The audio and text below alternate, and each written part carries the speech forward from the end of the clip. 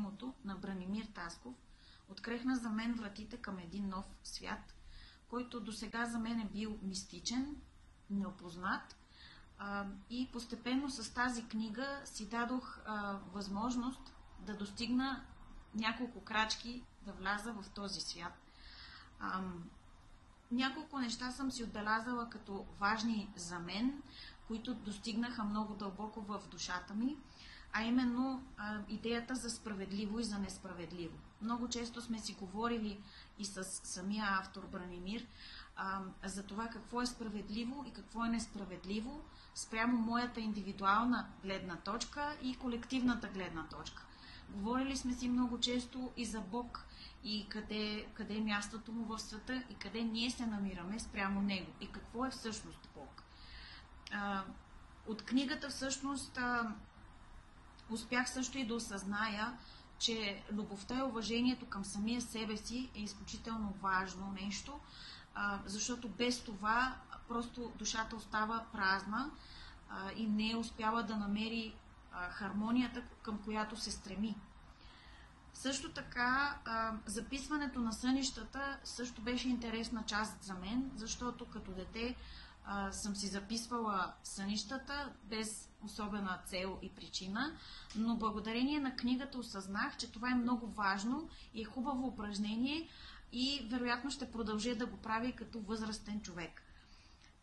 Друго нещо, което за мен беше много важно и извлякох като важен, ценен опит, е да направиш дефекта в ефект. Това все още ми е трудно, но благодарение на книгата и разговорите ми с Бранимир се опитвам всеки ден да достигна до желаният резултат, да постигна това.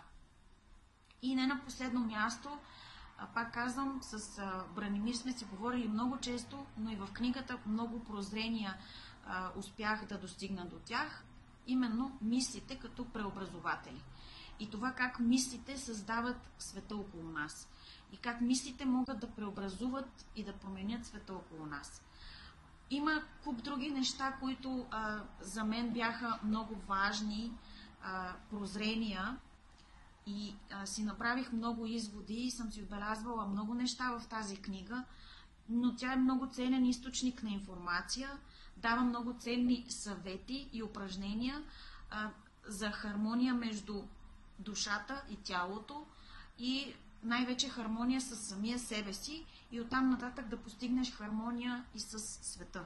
Така че наистина тази книга си струва да бъде прочетена и то не само един път. Тя може да служи и като справочник, и като настолна книга, която винаги да бъде под ръка и да даде отговорите на тези въпроси, които всеки един от нас си задава в някакъв момент от своя живот.